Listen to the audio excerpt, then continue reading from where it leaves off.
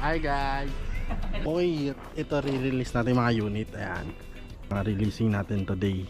Alabas na yan, wala pa yung mga driver. Yung mga units na nakuha natin.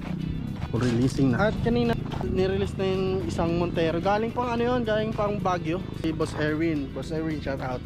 Pang Baguio. Siya mismo pumupunta dito para kunin yung unit. Nung Monday rin, siya rin nag-viewing. Ito yung mga unit natin pala. Yan. Yung iba na release na kanina.